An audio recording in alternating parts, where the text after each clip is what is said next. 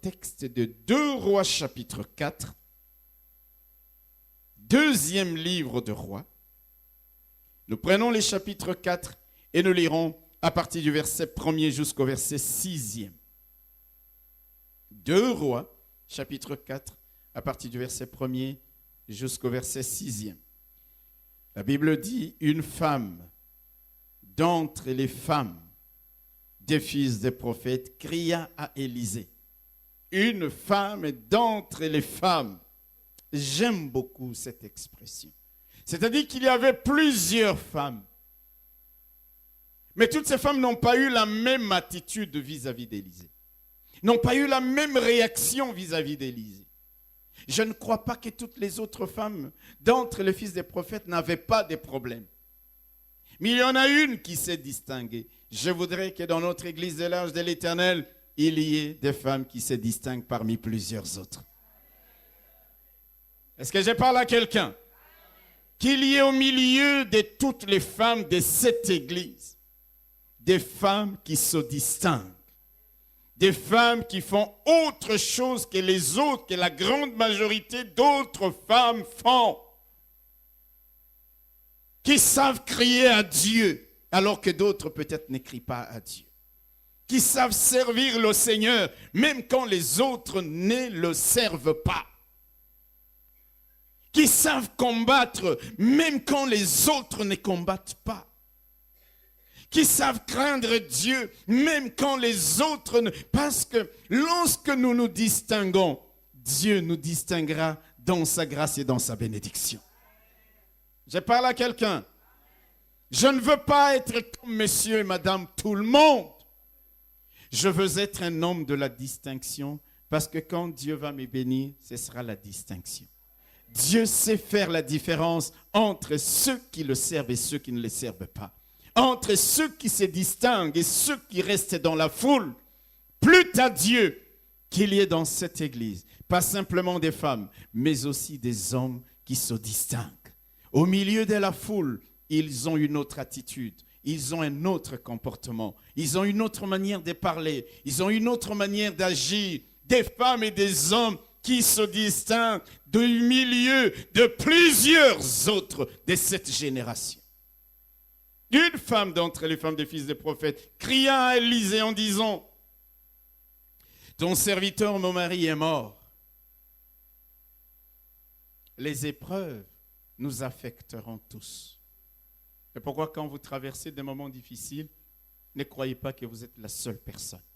Chacun de nous traverse des moments parfois difficiles, des épreuves de toute nature. Alléluia! Ça fait partie de la nature humaine. La Bible dit que l'homme est né pour souffrir, comme l'étincelle pour voler. Nous sommes nés aussi pour souffrir. Ah, mais ce que j'aime avec Dieu, c'est qu'il ne nous abandonne pas au milieu de la souffrance. Apprenons à crier à ces dieux-là. Une femme d'entre les femmes des fils des prophètes cria à Élisée en disant, « Ton serviteur, mon mari, est mort, et tu sais que ton serviteur craignait l'Éternel. Or, le créancier est venu pour prendre mes 2 enfants et en faire ses esclaves. » Élisée lui dit, « Que puis-je faire pour toi? Dis-moi, qu'as-tu à la maison? » Elle répondit, ta servante n'a rien du tout à la maison qu'un vase d'huile. J'aimerais tellement commenter des choses, mais ce n'est pas ça. Je voudrais dire à chacun de nous, ne pense pas que tu n'as rien. Tu as toujours quelque chose. Tu as toujours quelque chose. Dieu ne peut pas permettre que tu n'aies rien. Mais même avec le peu que tu as, si tu les mets dans les mains de Dieu, si tu fais confiance à Dieu avec le peu que tu as, je parle à quelqu'un, un miracle peut arriver. Ta servante n'a rien du tout à la maison qu'un petit vase d'huile, une petite fiole d'huile. Et il dit, va demander au dehors des vases chez tous tes voisins, des vases vides. Écoutez bien, des vases vides et n'en demande pas un petit nombre. Oh, ça c'est comme un chèque en blanc. Va demander autant de vases que tu veux.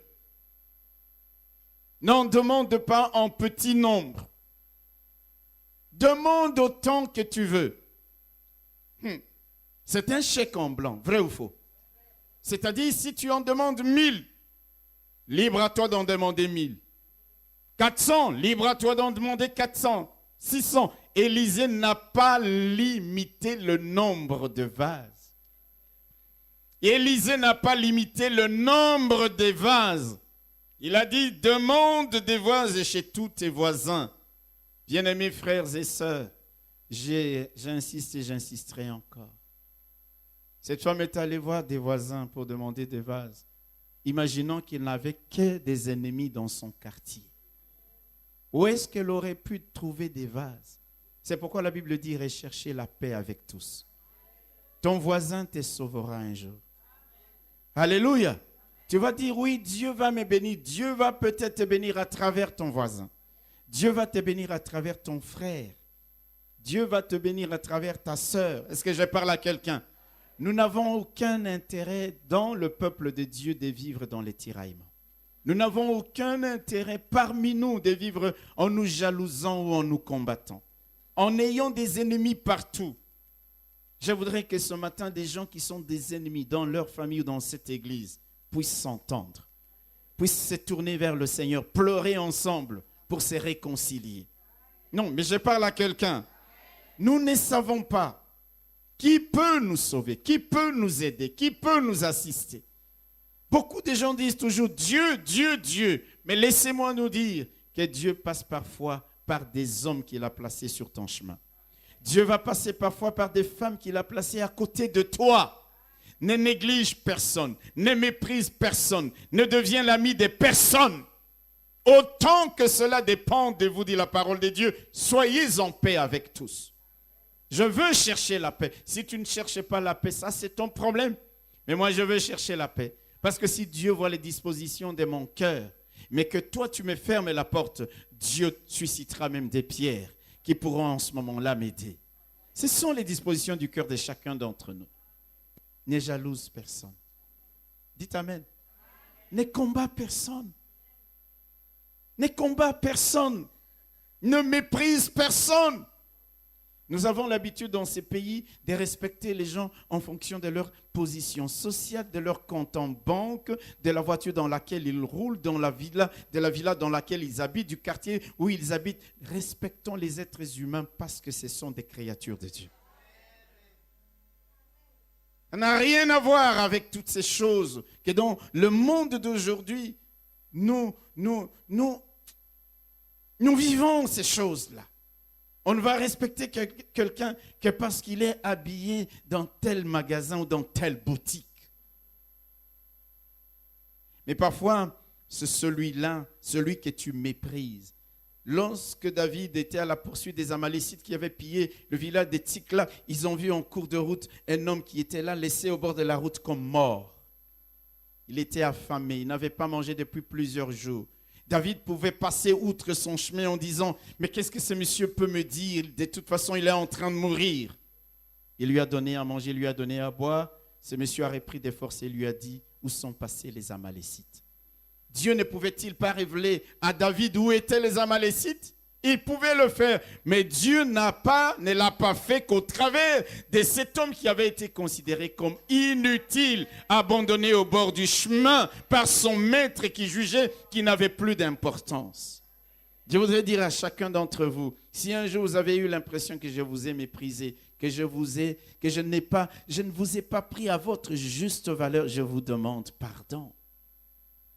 Parce que vous avez de la valeur aux yeux de Dieu.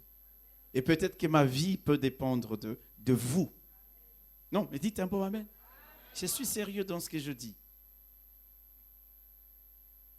Il dit, va demander au dehors des vases chez tous tes voisins.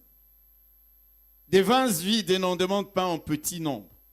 Quand tu seras rentré, tu fermeras la porte sur toi et sur tes enfants. Tu verseras dans tous ces vases et tu mettras de côté ceux qui seront pleins. Alors, elle le quitta. Elle ferma la porte sur elle et sur ses enfants. Il lui présentait les vases et elle versait.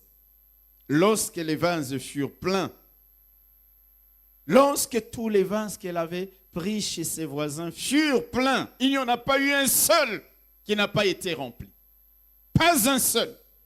Oh, oh, oh, oh, oh. La provision de Dieu est abondante. Je parle à quelqu'un. Il n'y en a pas eu un seul. Je voudrais dire à quelqu'un, il n'y a pas un seul enfant de Dieu en faveur de qui Dieu n'a pas eu une provision. Chaque vase était rempli. Je voudrais te dire, mon frère, ma soeur, que tu n'es pas venu accompagner certaines personnes. Il y a une bénédiction qui est aussi à toi. Non, vous n'avez pas bien compris. Il n'y a pas eu un seul vase qui n'ait pas été rempli. Tout à l'heure, je vous montrerai que dans la Bible, Dieu nous compare à des vases. Nous sommes des vases qui ont été façonnés par les divins potiers. Nous sommes des vases. Et tous les vases dans la maison de la veuve avaient été remplis. Aucun n'a pu dire, moi je n'ai pas été rempli. Chaque vase a reçu de la provision divine, a été rempli. C'est exactement ça aussi. Il faut que tu saches, je suis un vase. Je suis un vase.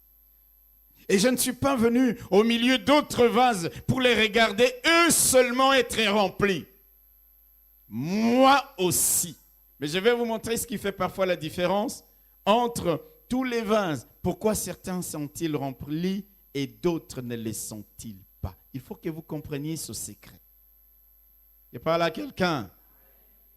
Lorsque les vases furent pleins, elle dit à son fils, présente-moi encore un vase.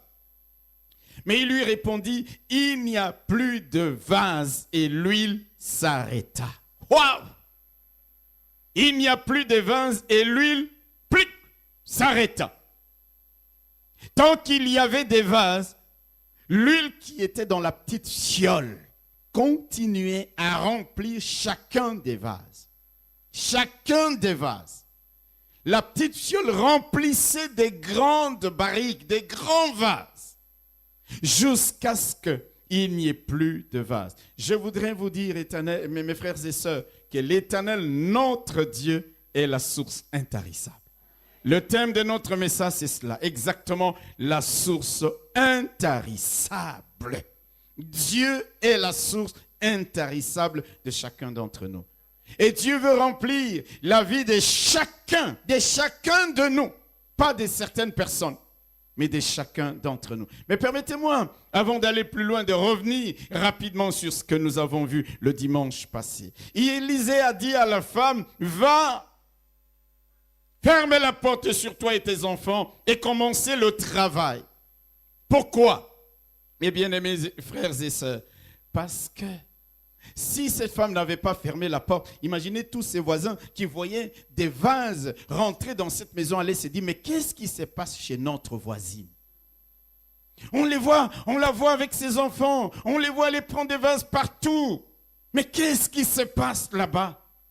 Est-ce qu'il y a une canalisation qui fait couler quoi que ce soit? Il s'est revenu, les voisins en masse. Il s'est revenu, peut-être distraire cette famille qui n'aurait pas pu continuer à travailler. Certaines personnes leur auraient même dit, vous croyez vraiment prendre de l'huile d'une petite fiole pour remplir tous ces vases, mais vous êtes insensés. C'est pourquoi Élisée leur a dit, fermez la porte. Je parle à quelqu'un. Nous avons vu la nécessité de fermer la porte à tout ce qui peut nous distraire, à tout ce qui peut nous arrêter ou nous détourner du chemin qui mène à notre destinée. Apprenons à fermer la porte. La destinée pour cette famille, c'était de payer les dettes et de vivre du reste de l'huile. C'était ça l'objectif. Mais s'il y avait des gens qui étaient venus les distraire, ou les arrêter, ou les détourner du travail, ils n'auraient pas atteint leur destinée. Alors nous devons apprendre à fermer la porte à tout ce qui peut nous distraire. Dis Amen. Il y a beaucoup de distractions aujourd'hui. Je ne parlais pas du fait que vous alliez manger un bon petit repas et que vous alliez peut-être voir un film propre au cinéma. Je ne parlais pas de ces choses-là. Encore qu'il y a des chrétiens qui vous diront, regardez, aller au cinéma, c'est un péché. Moi, je ne sais pas pourquoi ces choses-là. Certains vous diront même, regarder la télévision, c'est un péché. Certains vous diront, lire un journal, c'est un péché. Je suis obligé de lire le journal tous les jours. Je suis obligé de suivre les infos tous les jours. Et vous savez pourquoi? Déjà pour ma propre culture, pour mon information, parce qu'il ne faut pas que je discute avec des gens qui me trouvent bête et idiot. Dites un bon amen. Dites un bon amen. Merci. S'il n'y a pas d'amen de la bouche des adultes, Dieu les suscitera de la bouche de ceux qui sont à la mamelle. Amen. Nous devons fermer la porte à tout ce qui peut nous distraire. Mais bien aimés frères et sœurs, je ne parle pas de ces genres de distractions, mais des distractions inutiles, des blabla inutiles, à longueur des journées. D'un tel a dit, un tel a fait, un tel... Oh mais, écoutez, je n'ai pas du temps à perdre avec ces choses-là. Nous devons apprendre à fermer la porte. Alléluia. À tout ce qui peut nous interrompre dans la prière ou dans le travail à faire pour vivre le miracle ou la puissance de Dieu. Cette femme, la veuve avec ses fils, devait travailler. Je voudrais dire aux chrétiens de notre église, même si vous croyez en Dieu, comme vous le faites, vous et moi, il y a des valeurs qui sont immuables. Le travail. Il y a des gens qui vous diront, oh non, Dieu fera un miracle, Dieu fera un miracle, Dieu fera un miracle. C'est très bien, Dieu peut faire des miracles. Mais quand vous êtes à l'école, bossez dur, parce qu'au travers de votre travail, Dieu accomplira un miracle. Vous êtes dans une entreprise, où que vous soyez, bossez dur. Hier, j'étais avec quelqu'un qui m'a dit, pasteur, vous savez, je vous écoute beaucoup et je me dis souvent, comment vous faites pour trouver certaines choses? Je lui ai dit, mon frère, c'est simple. Je bosse dur sur un texte, je le lis, je le relis, je le compare à des textes parallèles, j'étudie les contextes. Ce n'est pas une mince affaire. Quand vous voyez quelqu'un, il vient le dimanche, le pasteur prêche, il dit, est-ce que c'est ça son boulot? Vous ne savez pas ce que ça veut dire que d'être parfois pasteur. Quelqu'un, il vous voit seulement le dimanche. Toute la semaine, il ne sait pas où vous avez été à minuit, à 1h du matin. Il ne sait pas comment vous avez été ici, comment vous avez été là. Non, il ne sait pas. Mais le pasteur n'est pas là pour dire des choses comme ça. Il faut bosser dur. Dites Amen. Cette femme et ses fils devaient travailler. Le miracle est passé également par le travail. C'est comme ça qu'ils ont fermé la porte sur les voisins. Élisée était dans la chambre haute avec le garçon qui était décédé, le fils de la Sunamite. Il n'a même pas permis à la maman de venir dans la chambre. Il a fermé la porte et il a commencé à prier, à s'étendre sur l'enfant jusqu'à ce qu'il revienne à la vie. Je vous dis, mes bien-aimés frères et sœurs, il y a des moments, il faut fermer la porte à ceux qui ne nous permettent pas de travailler dur, à ceux qui ne nous permettent pas de vaquer à la prière jusqu'à ce que la bénédiction arrive. Il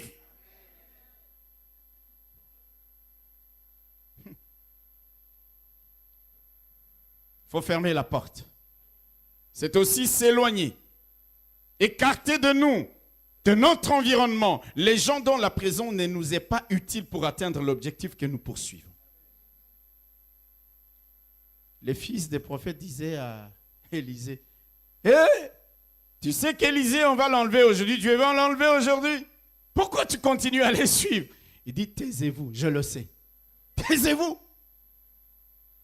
Taisez-vous. Je n'ai pas besoin de vous. Restez où vous êtes. Jésus arrive dans la maison de Jairus, il trouve des pleureurs, des gens qui faisaient beaucoup de bruit. Avant de toucher la petite fille et de la ressusciter, il fait sortir tout le monde. Parce que ces gens n'étaient pas utiles. Ça ne créait pas un environnement de foi. Il y a des gens qui ne créeront jamais autour de toi une atmosphère de foi, une atmosphère de sainteté, une atmosphère de paix. Jamais. Je ne sais pas pourquoi alors tu dois t'attacher à ces gens-là. Je ne sais pas pourquoi tu dois être dans la compagnie des qui sont comme un poison dans ta foi, dans ta persévérance, dans ton combat. Alléluia. Nous devons apprendre à fermer la porte. À ne pas donner accès principalement à qui? À l'ennemi de nos âmes. Satan. Quand le diable vient, il trouve la porte ouverte. La porte de notre vie, la porte de notre foyer, la porte de notre maison ouverte. Il entre. Et quand il entre, c'est pour détruire. c'est pour détruire. C'est pour voler, c'est pour égorger. Et parfois même, il va aller prendre d'autres démons, revenir avec. C'est pourquoi la Bible nous adresse de nombreuses exhortations au peuple de Dieu. La Bible dit au sujet de Satan, veillez. Résistez-lui avec une foi ferme. Prenez toutes les armes de Dieu pour les combattre. Chassez-les par l'autorité du nom de Jésus. Combattez-les avec une foi. Devenez des hommes matures pour ne pas être emportés par ses ruses. Ne lui donnez pas accès. Toutes ces choses, toutes ces mises en garde, Dieu les fait pour nous parce qu'il sait que si nous laissons la porte de notre vie ouverte à Satan, l'ennemi de nos âmes, il ne viendra jamais pour nous faire du bien. Fermons la porte. Alléluia. Fermer la porte à Satan, c'est prendre au sérieux toutes ses recommandations.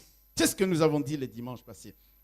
J'aime me répéter, j'aime faire un peu la révision. Vous n'oubliez pas que j'ai été un ancien professeur pendant très longtemps, ce qui fait que chaque fois je fais la révision. Dites un bon amen. Alors je voudrais ce matin commencer notre texte par la fin de notre lecture, le verset 6e. Au verset 6e, la Bible nous dit « Et l'huile s'arrêta. » Et l'huile s'arrêta. L'huile s'arrêta faute de quoi? Quelqu'un peut me répondre? Faute des vases vides. Quel dommage. Quel dommage. On te donne un chèque en blanc. Mon Dieu, mon Dieu, mon Dieu, mon Dieu. Quel dommage. Comment peut-on passer à côté de la grande bénédiction, de la grande opportunité de sa vie? Si c'était aujourd'hui, à moi comme ça, avec la connaissance que j'ai de Dieu, j'allais dire à Élisée, je n'entre pas. Je prends même un mois pour chercher des vases, même jusqu'en Wallonie. Yeah! Je parle à quelqu'un. Je ne commence pas avant d'avoir réuni le plus grand nombre de vases possible. J'aurais mis tous mes meubles dehors. Les lits, les tables, les chaises, tout dehors pour faire de l'espace. Et chercher des vases autant que je pouvais. Mais l'on a cherché certainement une certaine quantité à peine. C'est pourquoi la Bible nous dit « Et l'huile s'arrêta, faute des vases vides. » Ce n'est pas l'huile qui a manqué. Ce sont les vases qui ont manqué. Dites Amen. Je voudrais que chacun de nous comprenne ceci. La provision de Dieu ne viendra jamais à manquer. La provision de Dieu n'est jamais en rupture des stocks. Ce qui vient de l'homme peut s'arrêter. Ce qui vient de l'homme peut manquer. Ce qui vient de l'homme peut faire défaut. Ce qui vient de l'homme peut cesser. Je parle à quelqu'un. Mais ce qui vient de Dieu ne tarira jamais. Les vases, c'était la part de ce que les hommes avaient donné à cette femme. Ça avait cessé. Ce que tu recevras de la part des hommes cessera, peut cesser. Je parle à quelqu'un. Je parle à quelqu'un. Hier, j'étais à un mariage. J'ai entendu les mariés, oh là là, la mariée qui appelait son mari bébé. J'ai dit, waouh, formidable, belle déclaration. Alléluia, alléluia. Je t'aimerai mon bébé. Mais ce n'est pas pourquoi bébé aujourd'hui est devenu très courant. Hein? Et quand vous regardez généralement, le monsieur qu'on appelle bébé est plus âgé que son épouse. Mais bon, c'est un mot d'amour, vous avez compris. C'est un mot d'amour, alléluia. Comme les Anglais vont appeler son chéri, miel ou sucre ou patate douce, je ne sais pas. Mais vous avez compris toutes ces choses-là. Hello! Qu'est-ce que je veux dire par là? Ces mêmes personnes qui te disent aujourd'hui toutes les bonnes paroles, peut demain ne plus t'aimer. Parce que ce qui vient de l'homme peut tarir. Ce qui vient de l'homme peut s'arrêter. L'amour d'un homme peut s'arrêter. Encore que le chrétien, quand il a la nature de Dieu, l'amour de Dieu coule en permanence en lui, il devrait manifester cet amour aussi en permanence. Est-ce que je parle à quelqu'un? Mais ce qui vient de Dieu ne tarira jamais. C'est pourquoi la Bible dit, c'est la source intarissable. Dans Isaïe au chapitre 58, verset 11, la Bible dit, l'Éternel sera toujours ton guide.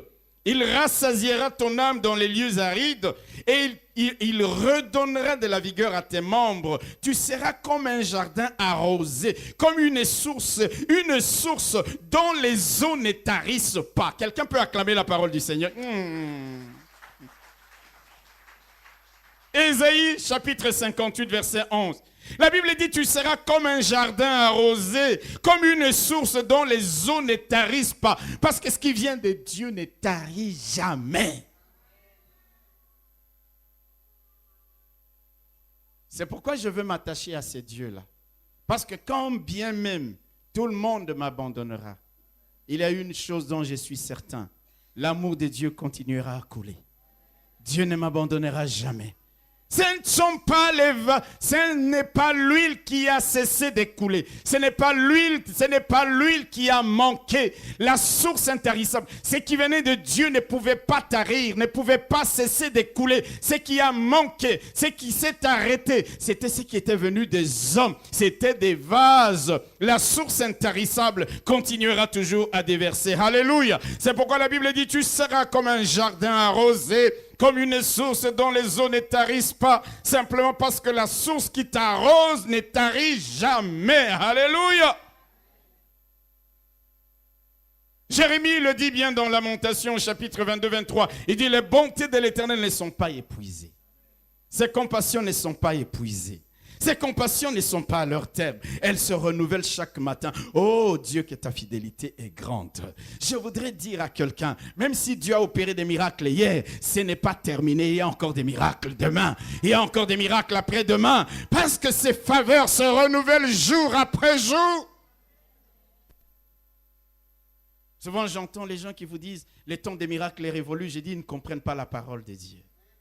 Les miracles ne peuvent pas s'épuiser. Ne peuvent pas s'arrêter parce que ça vient de la source intarissable. Les bontés de l'Éternel ne sont pas épuisées. Alléluia. Quand tu vois d'autres être bénis et ils se marient ou elles se marient, dis non, ce n'est pas fini. Les hommes qui épousent les femmes ne sont pas finis. Les femmes qui épousent des hommes ne sont pas finies. Est-ce que je parle à quelqu'un? Il y a des gens qui s'imaginent que c'est terminé parce qu'il a appris, ou elle a appris. Ah, tu sais, ta cousine s'est mariée. Et puis il y a la jalousie qui ronge son cœur. Il n'y a pas la joie. Comme si c'était le dernier homme. Je voudrais dire à mes filles, les hommes qui cherchent des femmes ne sont pas encore épuisés. Non, mais dites un bon amen.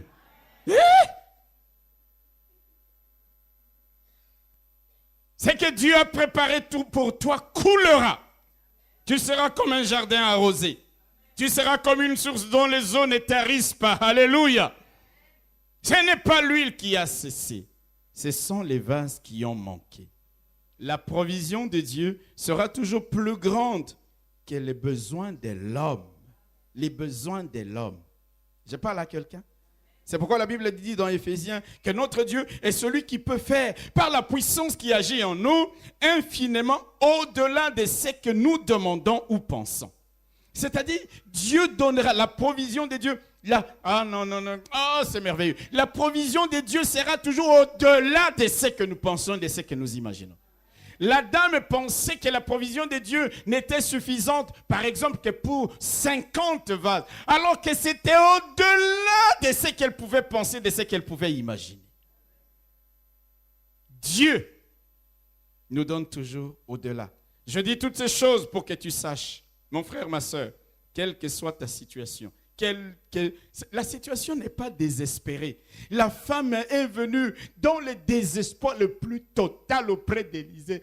Elle dit, mon mari, le prophète est mort. Vous savez, son mari, c'était le prophète Abdias. Alléluia. Abdias, un homme de Dieu, un prophète. Même s'il n'a pas écrit plusieurs prophéties, il a écrit juste un chapitre avec 21 versets, mais ça reste un prophète.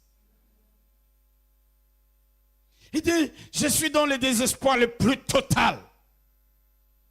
Mon cas est désespéré parce qu'on veut prendre mes enfants et en faire des esclaves. Je voudrais dire à quelqu'un, alléluia, Dieu avait en réserve, Dieu a en réserve pour toi toutes les richesses de la création car tout lui appartient.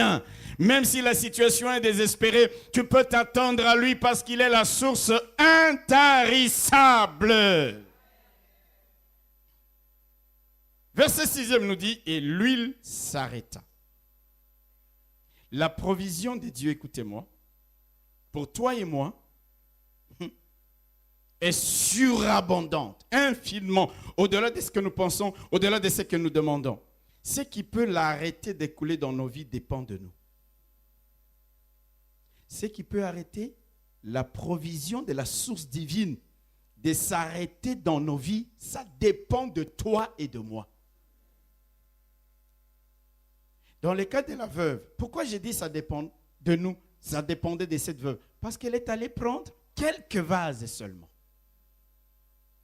C'est pourquoi je vous ai dit, si j'avais été à sa place avec la connaissance que j'ai aujourd'hui de Dieu, j'irais chercher des vases, même jusqu'en Wallonie. Vous savez, dans ma vie, je l'ai souvent dit, un jour avant mon mariage, un oncle m'a donné un chèque en blanc.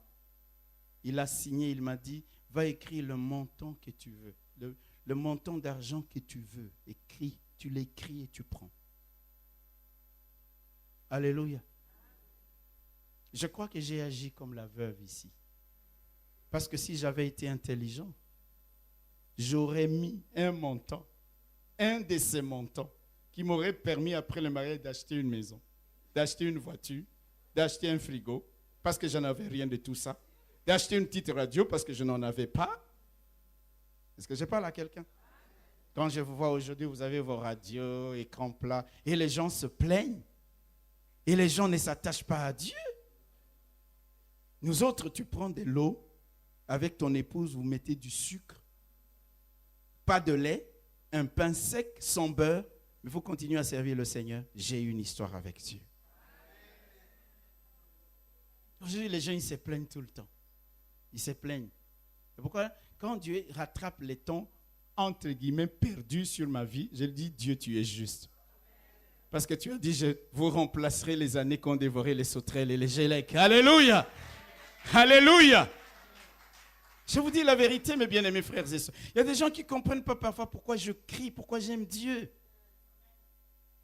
Il y a des choses que toi, pour lesquelles tu te plains. Quand je te regarde, je dis, mais il se plaint de quoi? S'il ouvre son frigo, il y a toutes sortes de variétés de yaourts, des jambons, des saucissons, des je ne sais quoi. Il vient à l'église dans une belle voiture. Alléluia! Quand il veut s'habiller ici, tu te dis, ça c'est Paris XL. Laissez-moi vous dire, souvent, je n'avais qu'un pantalon. Je le nettoie, je prends le pain de mon épouse et j'attends que ça sèche. Non, mais je vous dis les choses, frère. Hello! Mais Dieu dit attends, parce que Dieu dit toujours attends. Dieu dit toujours attends. J'ai une histoire avec Dieu. Je voudrais que chacun de vous puisse avoir une histoire avec Dieu. C'est pourquoi ne te décourage pas. Attache-toi au Seigneur. Le temps du remplacement des années qu'ont dévoré les sauterelles et les gélèques vient. Ce temps-là va venir. La saison du printemps va venir. Le temps où tu vas entendre les cris des oiseaux. Le temps où tu vas entendre le chant des oiseaux. Ça va venir.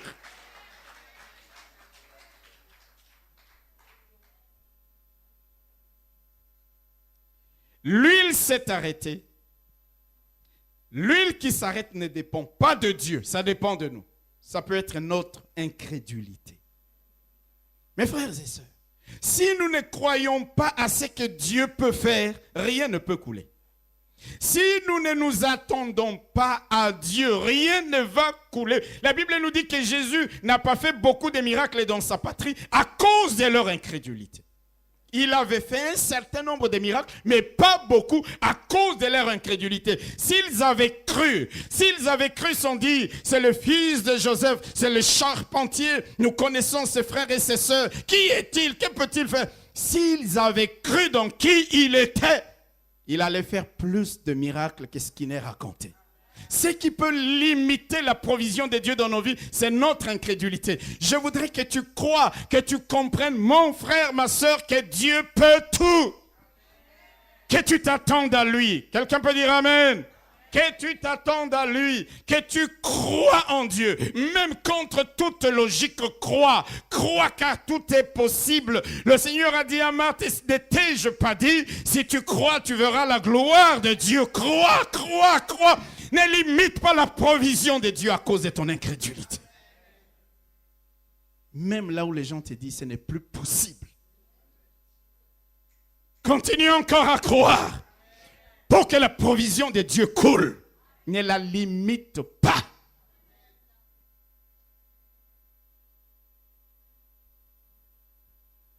Ce qui peut arrêter la provision de Dieu de couler dans nos vies dépend de nous. Est-ce que quelqu'un m'entend? Je voudrais d'abord revenir sur l'incrédulité. Tu regardes ta situation. Tu entends les gens qui te parlent te disent, ce n'est pas possible, laisse tomber. Il y a des choses, frère, la science dit ça. Ok. Moi, je lis la science. Je suis un homme de science, d'accord? Mais qu'est-ce que je veux? Je veux, au-delà de tout ça, écouter la voix de Dieu. Tant que Dieu ne m'a pas dit, Robert, c'est fini. La science peut me dire, c'est fini. Je lui dis, merci, taisez-vous, je sais. Quelqu'un peut dire Amen? Quand nous nous sommes mariés, un de mes amis, il avait fait médecine, il me dit, vous ne pouvez pas avoir des enfants. Regarde les analyses, vous êtes incompatibles. Tout ça, j'ai dit, mais oui, je sais, tais-toi. Le jour où vous aurez des enfants, je me convertirai. Quand le premier garçon est arrivé, il ne s'est pas converti. Il dit, j'attends le deuxième. Le deuxième est arrivé, il dit, si vraiment le troisième vient, alors là, je crois dans votre Dieu. Mais bien aimés frères et sœurs, et crois en Dieu. Ne le limite pas à cause de ce que tu entends. La provision de Dieu, c'est une source intarissable. Mais il y a un canal qui doit arriver jusqu'à toi. Ce canal, c'est ta foi. Crois même contre toute espérance. Espère en Dieu, même contre toute logique, contre tous les pronostics, contre tous les diagnostics. Crois en Dieu jusqu'à ce qu'il te dise, c'est moi qui ne veux pas te donner telle ou telle chose. C'est pourquoi il dit, tant qu'on vit, il y a de l'espoir. Tant que je vis, je dis, Seigneur, il y a encore des choses que tu vas faire. Même si les gens me disent, et si, moi je dis, c'est terminé, c'est pas terminé, taisez-vous. Ce qui peut arrêter la provision d'écouler, c'est notre incrédulité. C'est-à-dire, finalement, c'est nous-mêmes. Ce qui peut arrêter la provision de Dieu d'écouler, c'est l'idée que nous nous faisons de Dieu, les limites que nous fixons à Dieu. La dame s'est dit, je ne vais pas exagérer, je vais prendre 50 vases. C'est un exemple. J'ai limite 50 vases. Bon, ok. C'est la limite que tu t'es fixée. Les limites que nous nous sommes fixées nous-mêmes. Ou que nous fixons à Dieu. Si tu crois, par exemple, que Dieu ne peut guérir que les maux de tête, et non le cancer, il te sera fait selon ta foi. Est-ce que je parle à quelqu'un? La provision pour la guérison des maux de tête va couler, mais la provision qui va aller jusqu'à guérir les cancers ne coulera pas, parce que dans ton esprit, dans ta tête, tu as limité Dieu dans la provision qui ne guérit que les maux de tête. Je voudrais que quelqu'un croie que Dieu a la provision qui guérit les cancers. Dieu a la provision qui guérit le sida. Dieu a la provision qui sort du chômage. Dieu a la provision qui sort de la malédiction. Est-ce que je parle à quelqu'un? Il ne faut pas le limiter à l'âge, à la race, à la couleur de la peau. Ce qui peut arrêter la provision de Dieu de couler dans nos vies, c'est les limites que nous-mêmes nous fixons à Dieu. Alléluia. Il faut que tu saches chaque fois que tu te lèves le matin, tu dis, Seigneur, dans ma situation, tu as la provision. Tu as la solution. Tu as la faveur. Tu as la bénédiction. Tu vas voir ton médecin, il te dit autre chose. Mais tu continues à confesser. Seigneur, le médecin m'a dit, je sais. J'ai lui-même dit, tais-toi. Mais moi, toi, je veux t'entendre. parle-moi. Parce que toi, je ne te dirai jamais tais-toi, je te dirai, Seigneur, parle. Ton serviteur écoute. Et tu t'élèves et tu dis, non, je crois, Seigneur. Je crois que c'est faisable. Je crois que c'est possible. Tu peux tout. Est-ce que je parle à quelqu'un? Est-ce que je parle à quelqu'un?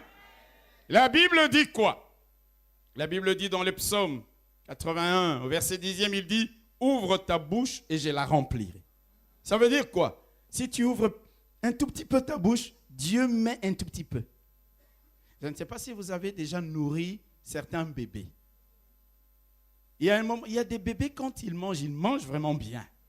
Mais il y a d'autres, si tu ne le forces pas, ils ne mangent pas.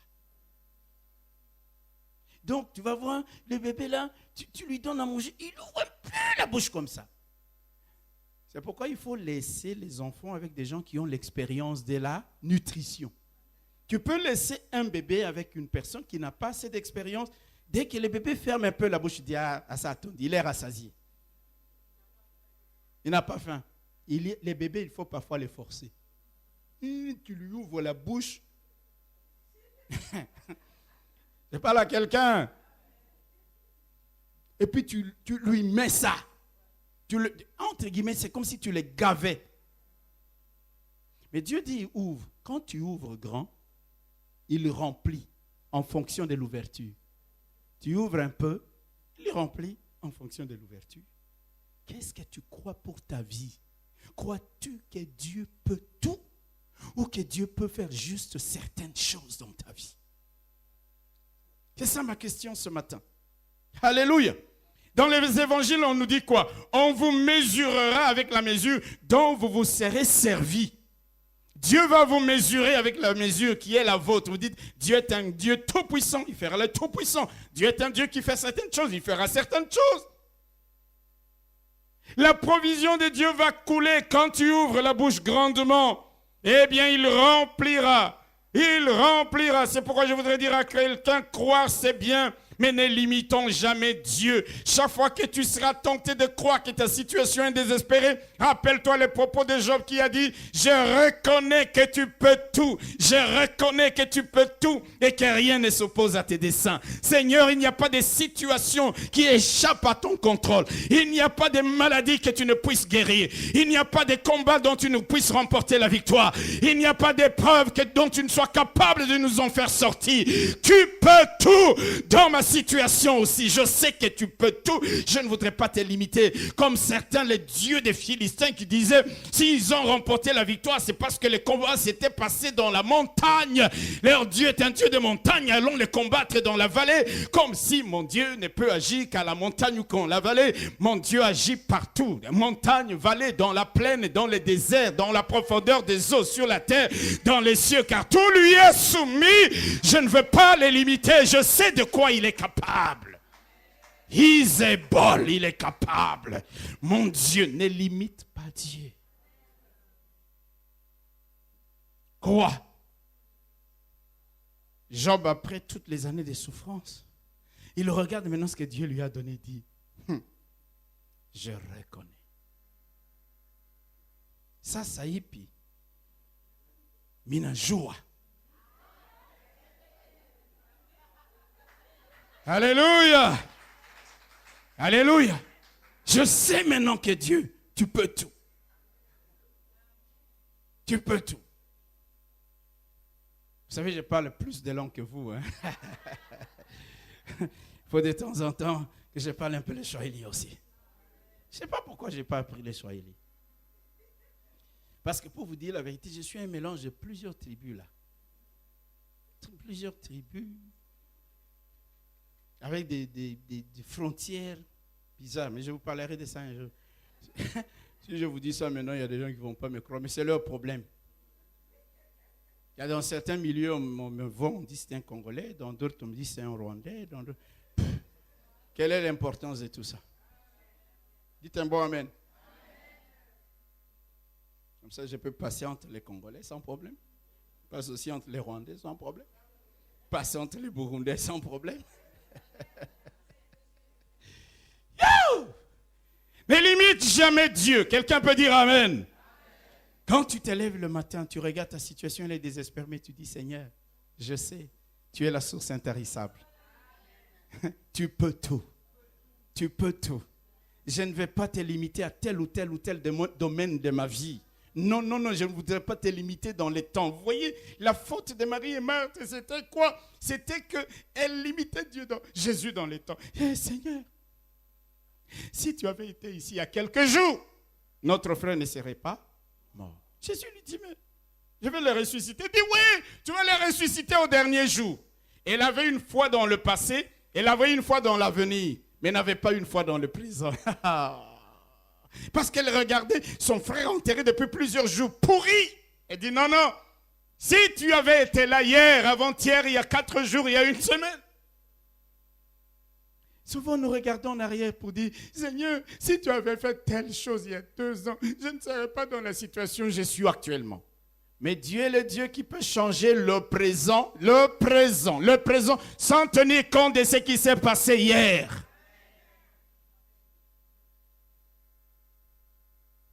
Ce qui peut arrêter la provision de Dieu de couler dans nos vies, mes bien-aimés frères et sœurs. Cette provision qui n'est jamais en rupture de stock, ce qui peut l'arrêter de couler, c'est notre négligence ou notre désobéissance. Jésus arrive aux noces de Cana, il n'y a plus de vin. Et sa maman vient lui dire, ils n'ont plus de vin. Alors, il dit au serviteur, il y a des vases qui sont vides là-bas. Puisez de l'eau et mettez. Remplissez ces vases, remplissez ces cuves d'eau. Et les serviteurs devaient se dire, mais il y a quelque chose qui ne va pas avec ce type. On a besoin de vin.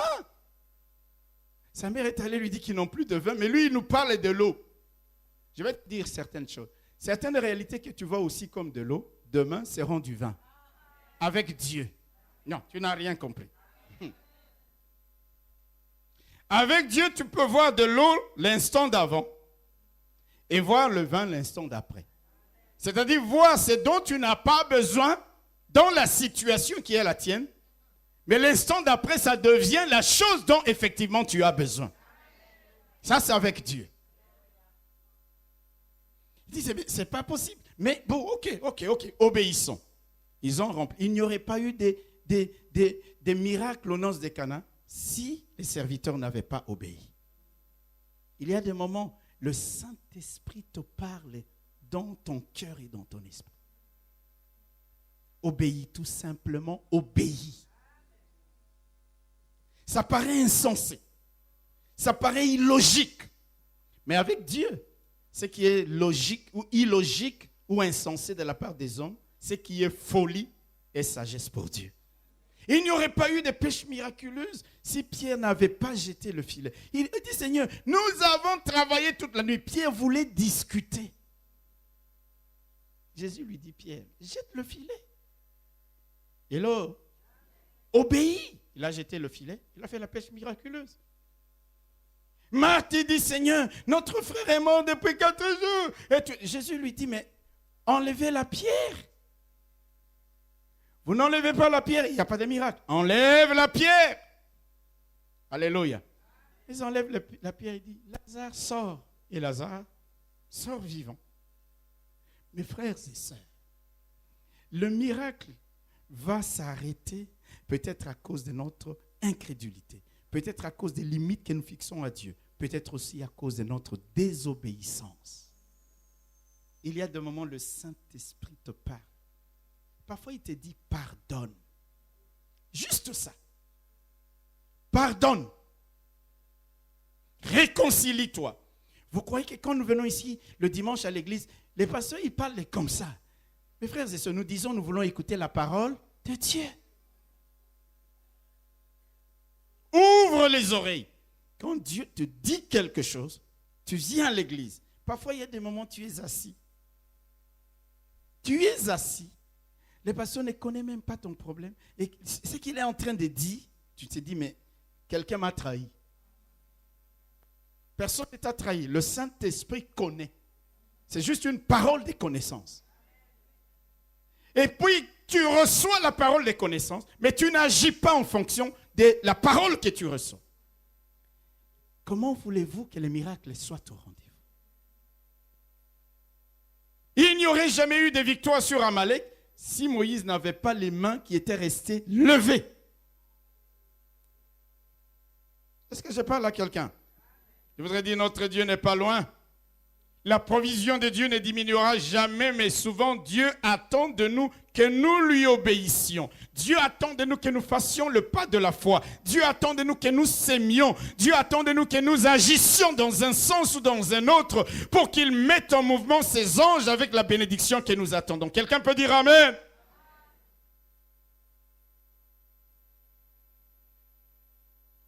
Élisée a dit à la veuve, cherchez des vases vides et venez. Mais il n'a pas dit entrer, c'est tout. Il dit commencez à travailler, à verser. C'est ça la part qui était demandée à la veuve et à ses fils. Soyons donc attentifs à l'Esprit dans ce qu'il nous dit, dans ce qui nous convainc et obéissons. Alléluia. La Bible dit que l'obéissance vaut mieux que les sacrifices. Et l'observation de la parole de Dieu vaut mieux que la graisse des béliers. Nous devons être attentifs pour entendre ce que le Saint-Esprit nous dit. Revenons dans notre texte, le verset 3e. Élisée lui dit, va demander au dehors des vases chez tous tes voisins, des vases remplis, n'est-ce pas? Comment? Des vases. Oh, vous êtes terrible, vous lisez bien la Bible. Va demander des vases vides en grande quantité.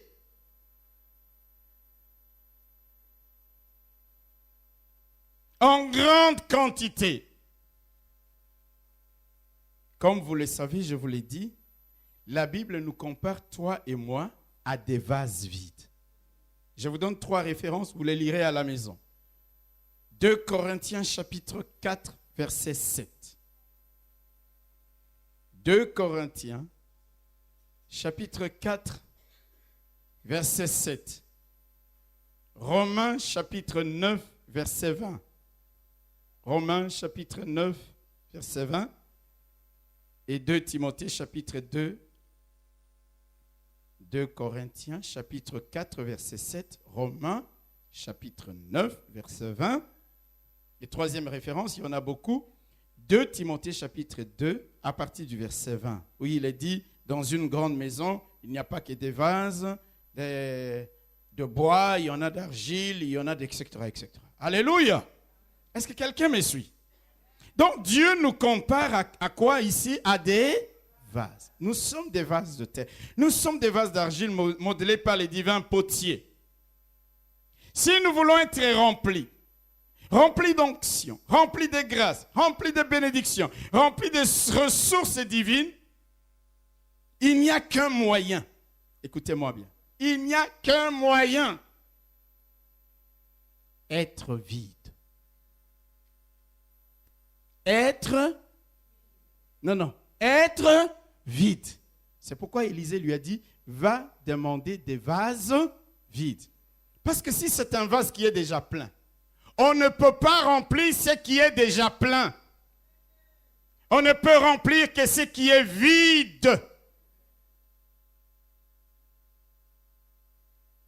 Au noces de Cana, j'ai déjà parlé de ça. Jésus a dit, remplissez ces vases d'eau. Jean chapitre 2, verset 6 à 7. Remplissez ces vases d'eau. Parce que dans ces vases, il y avait juste un tout petit peu d'eau. Il y avait encore de l'espace pour que la provision de Dieu vienne. On ne peut remplir que ce qui est vide.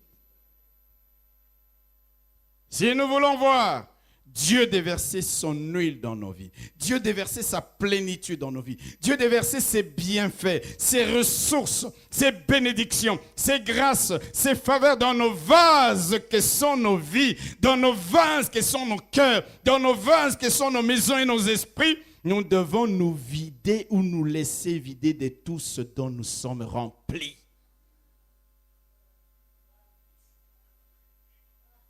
Est-ce que quelqu'un peut dire Amen? Qui n'a pas besoin d'être rempli. Mais regardez.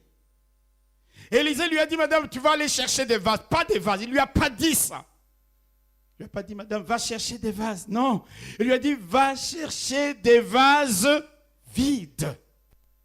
Parce qu'alors on peut les remplir.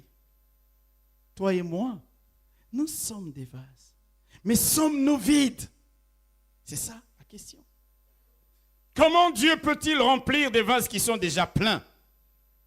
Nous devons nous vider ou nous laisser vider de tout ce dont nous sommes remplis. Et de quoi sommes-nous remplis? Pour plusieurs d'entre nous, nous sommes remplis d'amertume. Nous sommes remplis de jalousie. Nous sommes remplis de chair, de monde, d'orgueil, de méchanceté, de vanité, de beuverie, de colère, de prétention, d'ego. C'est du cœur de l'homme que viennent les mauvaises choses. Je parle à quelqu'un. Mes frères et sœurs, je vous prêche la parole de Dieu. Nous ne pouvons pas croire que Dieu fait les miracles parce qu'il doit les faire. Il le fera parce que nous vivons selon sa parole. Qui n'a pas besoin de voir sa maison être remplie de faveurs et de bénédictions. Moi, je suis le premier. Je veux voir ma vie être remplie. Mais si ma vie est déjà pleine de mauvaises choses, vous savez, le jour où on vient vous livrer vos nouveaux meubles ou vos appareils électroménagers, je ne sais pas si vous avez déjà changé vos appareils électroménagers. Hein? Vous avez changé votre frigo ou plaque. Dernièrement, c'est une anecdote, on est allé acheter une plaque à induction magnétique. Vous connaissez ces plaques? On avait une plaque là avant, mais qui s'est cassée. Et puis on est allé dans un magasin, et puis on est venu avec une autre plaque. Ils nous ont dit, il faut que la mesure de la nouvelle plaque soit égale. Parce que nous, on vient en pause. Vous comprenez? C'est-à-dire, c'est déjà disponible. Bon, mais l'anecdote, c'était quoi? C'est que cette plaque-là, quand on mettait le casserole, ça ne chauffe pas. On mettait l'autre casserole, ça ne chauffe pas. On met d'autres casseroles, ça chauffe. Et puis, on est venu nous dire, mais ça ne chauffe pas n'importe quelle casserole. Il faut de l'inox pur. J'ai dit à mon épouse, au ciel, ce sera comme ça. On est tous des casseroles, mais il y a d'autres qui ne chaufferont jamais parce qu'ils ne sont pas en inox pur. Mais je vous dis la vérité. Et mon fils, le second, attend, il dit, papa, c'est une plaque raciste. Alléluia. Alléluia. Ça nous fait rire, mais au ciel, ce sera comme ça. On nous voit tous des chrétiens. On nous voit tous des enfants de Dieu. Mais la Bible dit que le Seigneur connaît ceux qui lui appartiennent.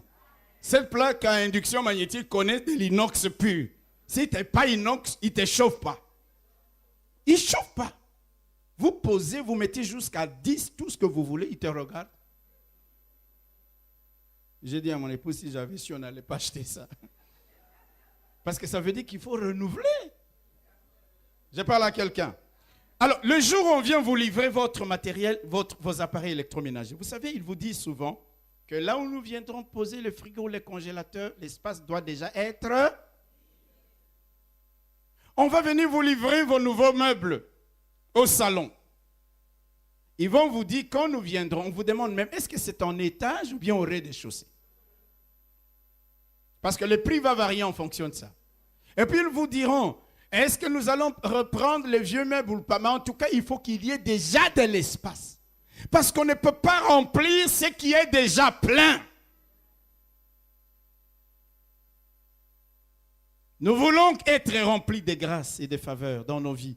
Nous voulons voir la main de Dieu. Nous voulons voir l'huile continuer à couler dans nos maisons. L'huile, symbole de la richesse, symbole de l'onction, symbole de l'alimentation. Parce que dans la Bible, il y a 3 types d'huile. Les huiles qui étaient utilisées pour les sacrements, l'huile pour la nourriture, l'huile pour vendre, etc., etc. C'est tout ça englobe des choses matérielles et spirituelles qui doivent être déversées dans nos vies jusqu'à ce que nous soyons remplis. Mais on ne peut pas être rempli si on n'est pas au préalable vide. C'est pourquoi Élisée a dit, va demander au dehors des vases vides. De quoi sommes-nous remplis, bien-aimés frères et sœurs? Écoutez ce que Matthieu dit au chapitre 15e.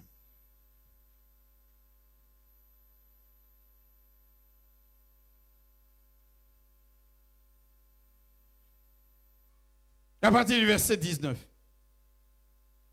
Car c'est du cœur que viennent les mauvaises pensées, les meurtres, les adultères, les impudicités, les vols, les faux témoignages, les calomnies. Est-ce que je parle à quelqu'un?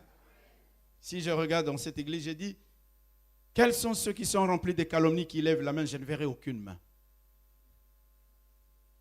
Et pourtant, il y a ici des gens qui ne font que calomnier les autres. S'il n'a pas calomnié quelqu'un, c'est un problème. Il ne se sent pas bien. Nous sommes remplis de ces choses-là. Mauvaises pensées. Les meurtres, les vols, les adultères, les impudicités, les faux témoignages. Faux témoignages, dire de mensonges sur le compte de quelqu'un d'autre. On est plein de ces choses-là. Alléluia. Non, mais vous ne dites pas un bon amen. Hein? Quand je parlais des miracles ici, j'entendais amen. Hein? Attendez. Marc chapitre 7, verset 21 dit quoi? Exactement la même chose, mais en ajoutant. Il dit car c'est du dedans. C'est du dedans. Quand c'est dedans, c'est dedans. C'est du cœur des hommes qui sortent les mauvaises pensées, les adultères, les impudicités. Vous savez les impudicités? Kindumba, tout ça. Et puis tu vis comme ça. Ton corps est le temple du Saint-Esprit. N'importe qui ne peut pas se permettre de tripoter ton corps comme si c'était un jouet. Après, tu viens à l'église. Alléluia. Chakakaka. Miracle, miracle. Tu es plein d'impureté. Nous sommes pleins d'impureté. Les vols, les cupidités.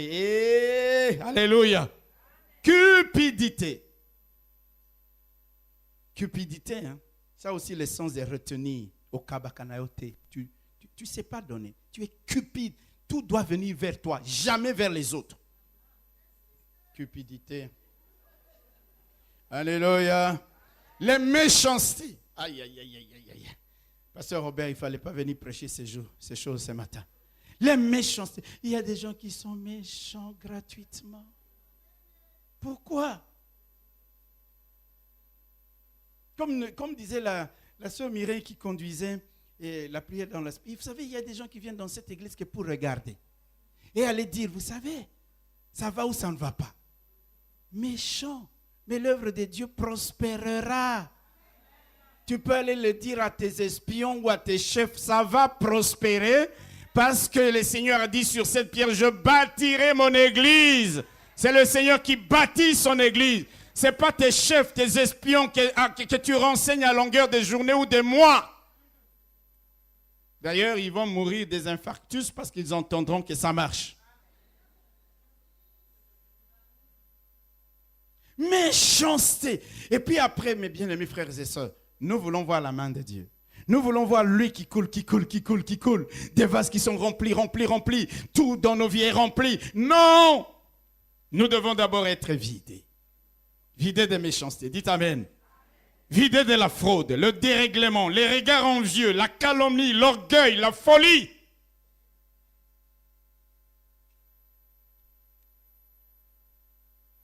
Si tu es simple, est-ce que c'est mauvais? On ne va pas savoir qui tu es. Il faut être orgueilleux. Quand tu passes quelque part, il faut que tout le monde sente que tu passes. Hello. Hello. Frères et sœurs, Dieu veut. Chacun de nous ici est un vase de Dieu. Dieu veut déverser. Déverser. Mais il ne peut remplir que ce qui est. Alors, quand tu entends la parole de Dieu, tu dis, Seigneur, vide-moi de toute cette méchanceté. Vide-moi de toute cette méchanceté. Vide-moi de toutes ces envies. Vide-moi de toutes ces choses. Je veux être vide. Un vase vide. Pour que tu remplisses. C'est pourquoi la Bible dit, ne vous enivrez pas de vin, soyez au contraire remplis. Quand vous vous enivrez de vin, vous vous remplissez en fait de vin. Vous comprenez? Est-ce que vous comprenez? Il y a des gens qui aiment boire. Buvez. C'est avec l'autorisation du pasteur. Buvez. Vous savez, mais je vous dis la vérité. Je vous dis la vérité. C'est même avec l'autorisation de la Bible. La Bible dit que celui qui boit continue à boire. Qui continue à boire. Qu'est-ce que vous voulez? Je vous donne l'autorisation parce que c'est biblique. Mais quand vous vous remplissez de vin, d'alcool, comment voulez-vous que l'Esprit de Dieu vienne? C'est pourquoi la Bible dit ne vous enivrez pas, ne vous remplissez pas de vin. Soyez au contraire remplis du Saint-Esprit. Quand nous libérons la place avec toutes ces choses qui sont en nous, dans nos cœurs, dans nos pensées, dans nos vies, dans nos maisons. Parfois, mes bien-aimés frères et sœurs, comment veux-tu que Dieu, écoute-moi bien jeune fille, tu veux te marier. Ok? Ok. Mais tu es déjà marié. Parce que tu vis dans l'impureté. Parce que tu vis dans l'impudicité. Comment voulez-vous que Dieu envoie quelqu'un d'autre alors que tu es déjà occupé? Non, mais quelqu'un n'a pas compris. Tu es déjà marié, en fait. Parce que tu couches avec cette personne-là. Tu es déjà marié. Mais quand tu viens ici à l'intercession, on voit l'homme de ma vie. Mais celui avec qui tu vis, c'est qui? C'est l'homme de ta mort. Mais c'est la vérité. C'est ce que ça veut dire. C'est l'homme de ta mort.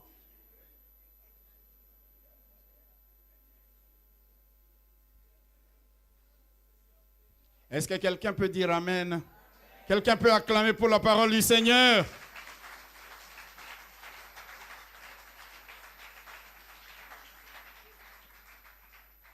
Vous savez, je vais m'arrêter là. Ce n'était pas la fin de mon message, mais je sens que je dois m'arrêter là.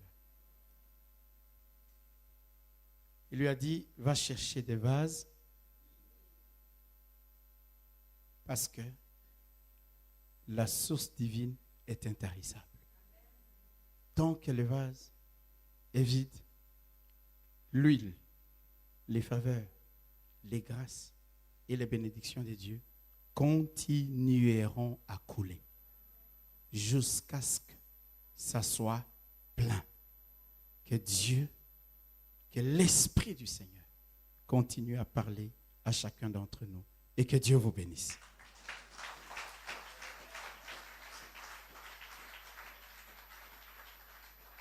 Nous allons nous incliner dans la prière.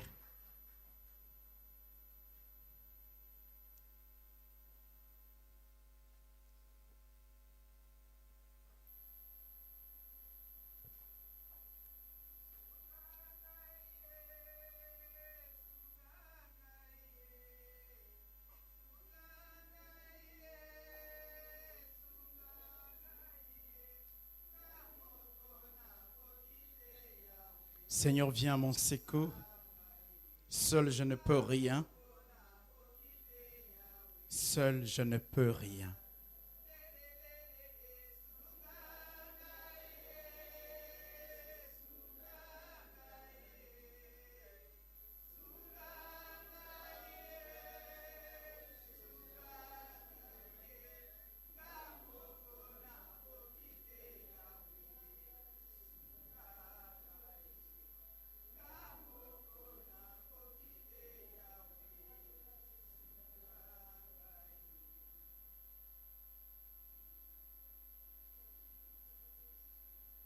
Je voudrais que l'Esprit continue à parler à nos cœurs.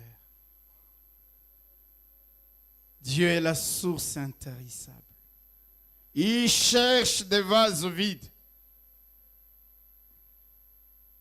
pour remplir ces vases de son huile, de son onction, de ses bienfaits, de ses faveurs, de ses grâces, de ses bénédictions, de ses miracles.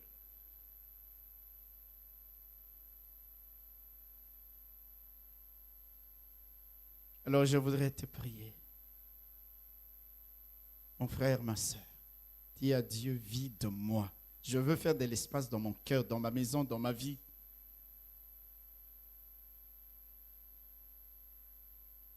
Je veux faire de l'espace pour que de nouvelles choses qui viennent de toi viennent combler ma vie, mon cœur, mon esprit, ma maison. Viennent remplir. Y a-t-il quelqu'un qui voudrait dire cette prière à Dieu? Lève-toi. Comme un cri de détresse, dis Seigneur, je suis devant toi. Comme tu sais Videz, vide-moi, vide-moi, vide-moi, Seigneur, vide-moi. Toute amertume, toute colère, toute haine. Seigneur, vide-moi, vide-moi, vide-moi. Toute jalousie, toute impureté, vide-moi, Seigneur, vide-moi. Fais de moi un vase vide. Je suis devant toi ce matin, Seigneur. Je vois toutes ces choses mauvaises qui ont élu domicile en moi, qui ont rempli mon cœur, ma maison, ma vie, mon esprit, mes pensées. Et je viens devant toi. Vide-moi. Seigneur, tu es la source intarissable. Tu veux déverser dans ma vie. Tu veux déverser dans ma vie. Ce qui vient de toi. Tu as dit tu seras comme un jardin arrosé, arrosé, Seigneur. Fais de moi un jardin arrosé. Fais de moi un jardin arrosé, un jardin arrosé.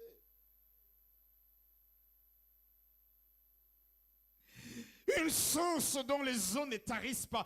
Parce que Seigneur, tu m'auras rempli, tu m'auras rempli, tu m'auras rempli.